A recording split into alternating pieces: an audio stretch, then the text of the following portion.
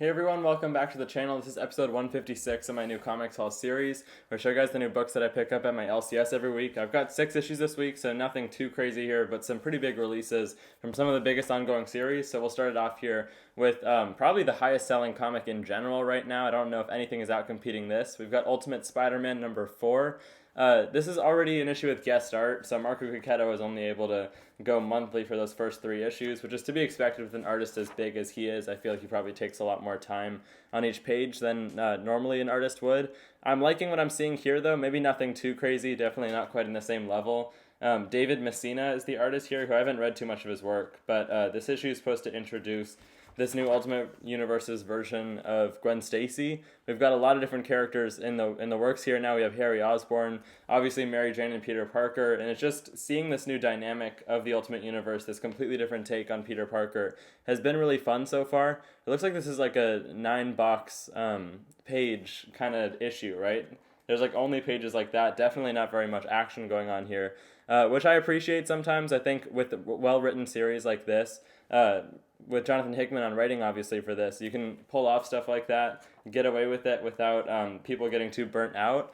And I'm liking how this is so far. Definitely a really big focus on characters and development, stuff like that, and really setting its place apart from anything going on in like Amazing Spider-Man these days. It really is its own thing.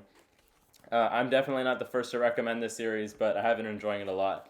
Next up, staying with the Spider-Man side of the Marvel Universe, we've got Superior Spider-Man. This is number 6 of this series. This has been good so far. I'm a fan of Dan Slott and Mark Bagley working together in general. It's been a very, very like lore-heavy series that relies on a lot of stuff that's happened in the previous Superior Spider-Man runs, and a lot of things that have happened throughout Dan Slott's runs on Spider-Man across everything that he's done. For more than 10 years now, he's been involved in Spider-Man in different ways, different forms, since he was the actual main Amazing Spider-Man writer. So there's been a lot that's gone into this. It's definitely very word-heavy also, but I think Mark Bagley does a good job contrasting that with his artwork. And this might be a little bit of a spoiler if I'm showing this, but they've solicited this and everything. I guess they're doing some kind of Superior Spider-Boy type thing. Getting very confusing, a lot of mind-swapping, a lot of exposition like I was talking about. For someone like me that has actually been pretty caught up on all the Superior Spider-Man history, I'm really enjoying it. I just wouldn't be fooled by the title and the new number 1, because it's super involved in a bunch of storylines that have already been going on. Next up from Marvel Comics, though, over to X-Men Comics, we've got Rise of the Powers of 10. This is number 4. I'm a little bit behind on this one. I haven't read the last issue. This is definitely my least favorite of all the Fall of X stuff I've read so far, because it's super, super involved in the Kieran Gillen side of X-Men Comics. He's been building up this long-lasting story across Immortal X-Men and Sins of Sinister and all those events that he's done and everything. Judgment Day maybe even ties into this a little bit. I have not been keeping up with that side of X-Men. I recently got back into it when Fall of X was announced, and I'll probably stick around for the new X-Men era once that starts up.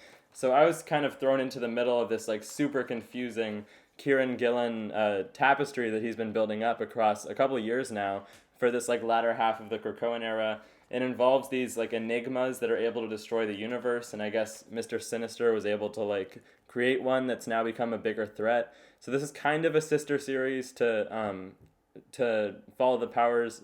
I'm getting the names confused. To Follow the House of X, right? But not really in the same way that House of X and Powers of 10 were. It's very separated from anything that Jonathan Hickman really initially started, 5 years ago at this point. So I wouldn't be fooled by the same artist, by the same name, pretty much. It's definitely its own thing. And it's very much Kieran Gillen just creating whatever he's been doing over the past couple of years. I can't really keep track of it. But if you guys are enjoying this one, let me know. Maybe I'm just not the biggest Kieran Gillen fan in general. I really haven't read very much of his stuff, but based on this, I'm not. We'll see. That is going to be wrapping up next month, though, and then we're into the next X-Men era in July. Next up, I've got my last issue from Marvel. This one is actually also a Fall of the House of X tie-in. It's Avengers number 13. So we just had this little like 2-issue story arc tie-in to what's going on in X-Men right now. It's still Jed MacKay writing, some big, crazy intergalactic stuff happening in this story arc. I'm liking the artwork here. It's actually a guest artist, so it's not CF Villa drawing it here, but I think he comes back next issue for the Blood Hunt tie-ins. So this series is really kicking into full gear all of a sudden. We already had some pretty big stuff happening with the Twilight Court and the Ashen Combine, the first 2 like supervillain teams that the Avengers fought in their first 2 story arcs. I think Jed MacKay has been handling this series decently well. My biggest problem with it for the first 10 issues was just that it was kind of repetitive. The first two supervillain teams they fought each had a member that mirrored a certain Avenger's powers. Really cool artwork in here, I gotta say. These are some impressive splash pages. But it felt really repetitive for the first couple story arcs. We do have some more overarching storylines that are more exciting, like Kang's tribulation events that he's been warning the Avengers about. It does seem like Jed MacKay has some really big plans for this, and I do kind of like how he's able to focus on singular characters within each issue that fit into the bigger, overarching Avengers storyline. That seems to be kind of a weakness of some Avengers stories. I remember Jason Aaron not really having the time to focus on individual characters within the team. And I hope that he has some cool plans for the series in the future. It hasn't quite completely sold me yet, but since it's Jed MacKay, I'll obviously be sticking around for a little bit on this one. And yeah, let me know what you guys are thinking of Avengers if you're still picking that one up. Next up, I've got one issue from Image Comics that came out this week. It's Duke. This is number 5 of the series. It's the big conclusion to the Duke miniseries. I'm behind on Energon Universe 2. I gotta get caught up on Transformers and Void Rivals, Cobra Commander, everything that they've been coming out with lately. I started off pretty strongly invested in this whole Energon universe, right? I'm grabbing all 4 of their titles. I think I might stop getting the G.I. Joe stuff after this, just because, like I've been talking about for a while, I know I'm one of the few in this scenario when it comes to Energon universe, but I just had no prior knowledge on G.I. Joe or anything, and I don't quite feel like they've completely sold me based on that. I feel like they have been throwing in a lot of characters that are just there for the impact, for the nostalgia, for longtime fans of these franchises. Whether it's TV shows or movies or toys, whatever you've been into across the years, you'll be recognizing these characters. I think this might be Destro who's getting his own miniseries, if I'm even recognizing the right person there. It's just all these visual cues, I guess, that, light up certain people's brains, but for others, it's just why am I reading this is kind of how I've been feeling. It's still decent comics, but it just doesn't really differentiate it enough from any regular Marvel or DC series, in my opinion, to really justify me buying these issues every single month. I do still really like Void Rivals, though. It's just interesting how many different factors there are to this universe, how many different angles you can take. It feels like there's a series for everyone, whether or not you're a fan of Transformers or G.I. Joe. So I'm still a huge fan of just the idea of the Energon universe in general, but maybe not exactly the thing for me.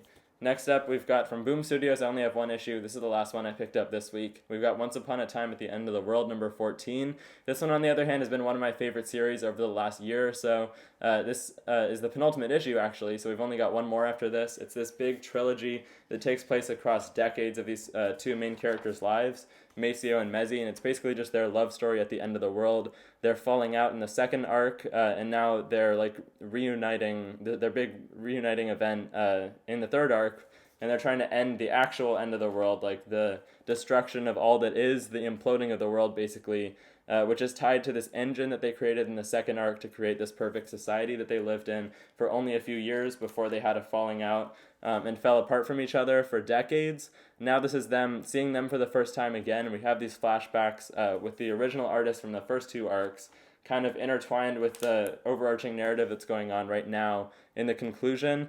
It's really well done. You can tell that Jason Aaron had a super strong idea for the long-term effects of the series, I guess. What he had planned for all 15 issues seemed to be pretty present from the start, and I've been loving it. We had, flashes to the future, to this last story arc back in the first one. It really looks like they're embracing all 3 of the artists working together, on single pages even, with this one. And I think this is probably the coolest comic that Jason Aaron has ever done from a creative standpoint like this. So, huge recommendation. I'd say probably wait till it's all out at this point since it's so close to being over. Hopefully they do a huge hardcover of all 15 issues, and I would pick that up. But yeah, big recommendation coming from that one.